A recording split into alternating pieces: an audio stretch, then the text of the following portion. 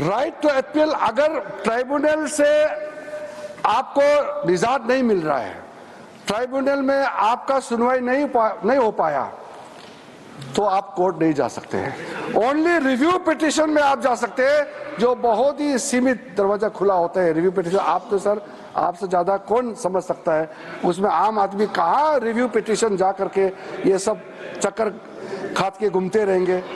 इसलिए हम ये मानते हैं कि right to appeal must be the substantive right, इसलिए हमने ये दरवाजा खोल दिया है।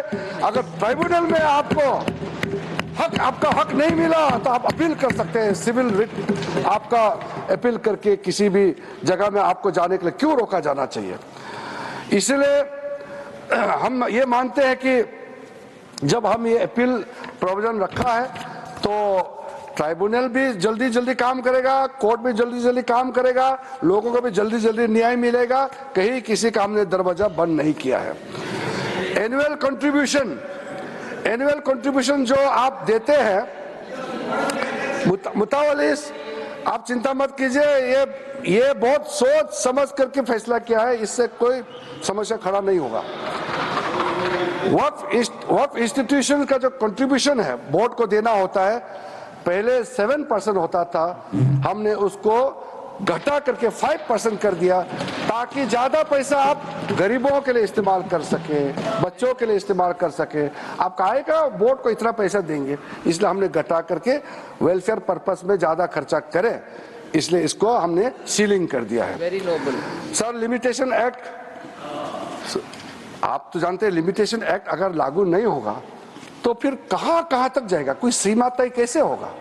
इसलिए हमने जब ये कानून पारित होगा, सरकार का अगर लैंड है तो उसका लॉ ऑफ लिमिटेशन के हिसाब से 30 इयर्स का प्रावधान रखा है, अगर प्राइवेट लैंड है तो 12 साल का हमने प्रावधान रखा है। मैं मानता हूं कि ये बहुत ही रीजनेबल हमने लॉ ऑफ लिमिटेशन को यहाँ अप्लाई किया है, और जिस दिन से ये एक्ट पारित होगा, एनफोर्स होगा, उसी दिन से ये हिसाब उसका गिनती शुरू किया जाएगा।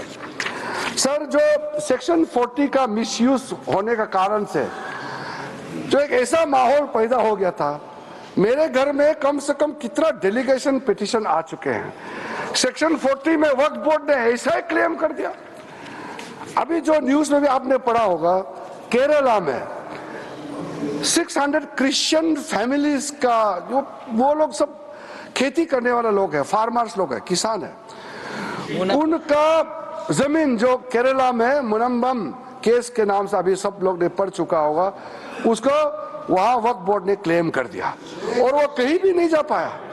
वो ठोकरे खाते रहे, घूमते रहे, जिसको लेकर के पूरा वहां के जो कैथोलिक बिशप्स काउंसिल है और दिल्ली में भी और अलग अलग कई हमारा क्रिश्चियन संगठनों ने हमको मेमोरेंडम दिया है, प्रेस रिलीज भी दिया है और अपील भी किया है। सारा मेंबर्स ऑफ पार्लियामेंट को अपील किया है। मैं नाम लेकर के सिर्फ केरला एमपीज को मैं दबाव नहीं डालना चाहता हूं मानसिक रूप से, बहुत ज्यादा प्रेशर होगा केरला का एमपीज को। ये तो सबके लिए अपील किया है कि जो बड़े हमारे चर्च के जितने भी बड़े बड़े बॉडीज है, उन्होंने अपील किया है कि अपना विवेक का इस्तेमाल करें और सारा मेंबर्स ऑफ पार्लियामेंट इस वक्त अमेंडमेंट बिल को समर्थन करना चाहिए। तो कम से कम चर्च का अपील को तो आप लोग मानिएगा। सर, कई केसेस है, उसको तो मैंने कई बार दोहरा चुका है, इसलिए सारा केसेस, तमिलनाडु का केस हो या कर्नाटका में जो केस हो या हरियाणा वाला गुरुद्वारा वाला को वक्फ क्लेम करना, कई केसेस है, मैं उसको साइट नहीं करना चाहता हूं क्योंकि संख्या बहुत ज्यादा है। लेकिन सर, ये बात तो मैं जरूर कहूंगा क्योंकि हम लोग इस महान सदन में बैठे हैं। 2013 में 123 प्रॉपर्टी को तो उस समय सरकार ने डी नोटिफाई कर दिया था। उसके बाद कई लोगों ने कहना शुरू किया और स्टेटमेंट मीडिया में भी है कि ये पूरा पार्लियामेंट बिल्डिंग भी वक्फ प्रॉपर्टी है। अब सोचिए सर, अगर वो सरकार कंटिन्यू रहता, नरेंद्र मोदी जी का सरकार नहीं आते, तो कितना खतरा मंडरा रहा था हमारे सर के ऊपर में, आप सोचिए। तो हम तो देश के लिए सोच समझ करके आज ये बिल लेके आए हैं, तो ये हमारे लिए कोई इसमें एक लाल पैसा बेनिफिट मिलने वाला नहीं है। ये बिल करोड़ों गरीब मुसलमानों को फायदा पहुंचाने के लिए, और गलत काम ना हो, गलत तरीके से दूसरा का जमीन को हड़प ना ले, इसको प्रतिबंध लगाने के लिए, रोकने के लिए अच्छा सोच के साथ हम ये बिल लेके आए हैं। अन्य सभापति जी, मैं कहने के लिए बहुत कुछ है, क्योंकि ये ओपनिंग है। हमारे यहाँ जितना विद्वान माननीय सदस्य हैं, उनके बातों को मैं सुनने के लिए बहुत इच्छुक हूँ, तो सुनने के लिए मैं तैयार हूँ। हमारे वरिष्ठ माननीय मंत्रीगण भी यहाँ बैठे हैं, हम लोग सब सुनेंगे। तो जेपीसी में जो सदस्य हैं और जो सदस्य नहीं हैं, सबका सुझाव हम सुनते हुए आखिरी में, जैसे हमने टाइम यहाँ दिया है चर्चा के लिए, मैं उसका बारीकी से जवाब देने का कोशिश करूंगा। मैं सिर्फ इतना ही अनुरोध करूंगा कि आप ऐसा बात मत बोलिए जिससे हंगामा खड़ा हो जाएगा। ऐसा बात बोलिए जो सुन करके हमारा कानों को भी थोड़ा अच्छा लगेगा। हम बैठ करके सुनने के लिए तैयार है और चर्चा का स्तर ऊंचा होगा। मैं इसी उम्मीद के साथ आप सबको इस महत्वपूर्ण जो उम्मीद का जो हमारा बिल लेकर के आए उसको समर्थन करने के लिए मैं अपील करता हूं। राइट टू अपील, अगर ट्राइब्यूनल से आपको निजात नहीं मिल रहा है, ट्राइब्यूनल में आपका सुनवाई नहीं हो पाया, तो आप कोर्ट नहीं जा सकते हैं। ओनली रिव्यू पिटीशन में आप जा सकते हैं, जो बहुत ही सीमित दरवाजा खुला होता है। रिव्यू पिटीशन आप तो सर, आपसे ज्यादा कौन समझ सकता है उसमें आम आदमी कहाँ रिव्यू पिटीशन जा करके ये सब चक्कर खात के घूमते रहेंगे। इसलिए हम ये मानते हैं कि right to appeal must be the substantive right, इसलिए हमने ये दरवाजा खोल दिया है। अगर ट्राइब्यूनल में आपका हक नहीं मिला तो आप अपील कर सकते हैं। सिविल रिट आपका अपील करके किसी भी जगह में आपको जाने के लिए क्यों रोका जाना चाहिए। इसलिए हम ये मानते हैं कि जब हम ये अपील प्रोविजन रखा है तो ट्राइब्यूनल भी जल्दी काम करेगा, कोर्ट भी जल्दी काम करेगा, लोगों को भी जल्दी न्याय मिलेगा। कहीं किसी का हमने दरवाजा बंद नहीं किया है। एनुअल कंट्रीब्यूशन जो आप देते हैं मुतावलिस, आप चिंता मत कीजिए, ये बहुत सोच समझ करके फैसला किया है, इससे कोई समस्या खड़ा नहीं होगा। वक्फ इंस्टीट्यूशन का जो कंट्रीब्यूशन है बोर्ड को देना होता है, पहले 7% होता था, हमने उसको घटा करके 5% कर दिया, ताकि ज्यादा पैसा आप गरीबों के लिए इस्तेमाल कर सके, बच्चों के लिए इस्तेमाल कर सके। आप कहेगा बोर्ड को इतना पैसा देंगे, इसलिए हमने घटा करके वेलफेयर पर्पस में ज्यादा खर्चा करें, इसलिए इसको हमने सीलिंग कर दिया है। Very noble sir. Limitation act, आप तो जानते हैं लिमिटेशन एक्ट अगर लागू नहीं होगा तो फिर कहां तक जाएगा, कोई सीमा तय कैसे होगा। इसलिए हमने जब ये कानून पारित होगा, सरकार का अगर लैंड है तो उसका लॉ ऑफ लिमिटेशन के हिसाब से 30 इयर्स का प्रावधान रखा है। अगर प्राइवेट लैंड है तो 12 साल का हमने प्रावधान रखा है। मैं मानता हूं कि ये बहुत ही रीजनेबल हमने लॉ ऑफ लिमिटेशन को यहाँ अप्लाई किया है, और जिस दिन से ये एक्ट पारित होगा, एनफोर्स होगा, उसी दिन से ये हिसाब उसका गिनती शुरू किया जाएगा। सर, जो सेक्शन 40 का मिसयूज होने का कारण से जो एक ऐसा माहौल पैदा हो गया था, मेरे घर में कम से कम कितना डेलीगेशन पिटीशन आ चुके हैं। सेक्शन 40 में वक्फ बोर्ड ने ऐसा ही क्लेम कर दिया।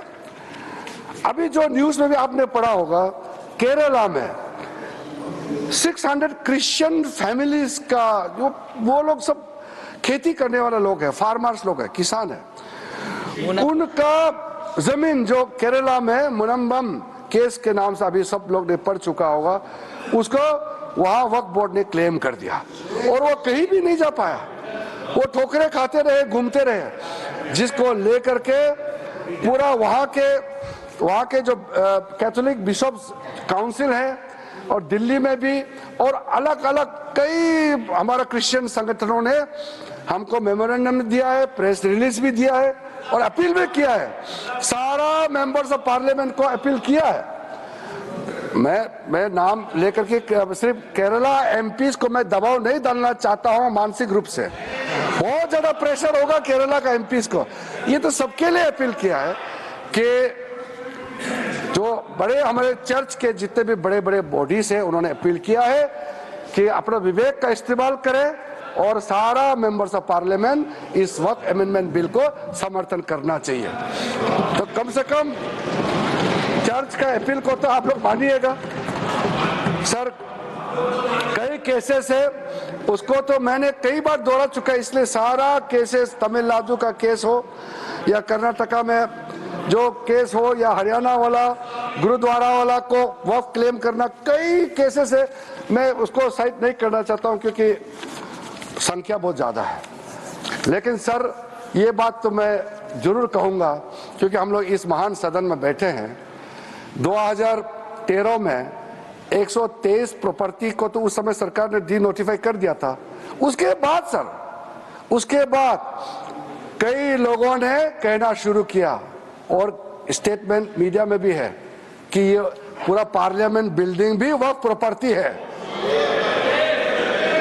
अब सोचिए सर, अगर वो सरकार कंटिन्यू रहता, नरेंद्र मोदी जी का सरकार नहीं आते तो कितना खतरा मंडरा रहा था हमारे सर के ऊपर में, आप सोचिए। तो हम तो देश के लिए सोच समझ करके आज ये बिल लेके आए हैं, तो ये हमारे लिए कोई इसमें एक लाल पैसा बेनिफिट मिलने वाला नहीं है।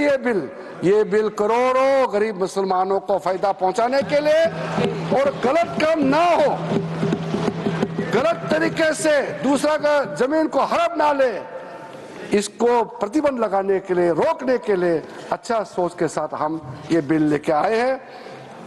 अन्य सभापति जी, मैं कहने के लिए बहुत कुछ है क्योंकि ये ओपनिंग है। हमारे यहाँ जितना विद्वान माननीय सदस्य हैं उनके बातों को मैं सुनने के लिए बहुत इच्छुक हूँ, तो सुनने के लिए मैं तैयार हूँ। हमारे वरिष्ठ माननीय मंत्रीगण भी यहाँ बैठे हैं, हम लोग सब सुनेंगे। तो जेपीसी में जो सदस्य हैं और जो सदस्य नहीं है, सबका सुझाव हम सुनते हुए आखिरी में जैसे हमने टाइम यहाँ दिया है चर्चा के लिए, मैं उसका बारीकी से जवाब देने का कोशिश करूंगा। मैं सिर्फ ही इतना ही अनुरोध करूंगा कि आप ऐसा बात मत बोलिए जिससे हंगामा खड़ा हो जाएगा। ऐसा बात बोलिए जो सुन करके हमारा कानों को भी थोड़ा अच्छा लगेगा। हम बैठ करके सुनने के लिए तैयार है और चर्चा का स्तर ऊंचा होगा। मैं इसी उम्मीद के साथ आप सबको इस महत्वपूर्ण जो उम्मीद का जो हमारा बिल लेकर के आए हैं उसको समर्थन करने के लिए मैं अपील करता हूं।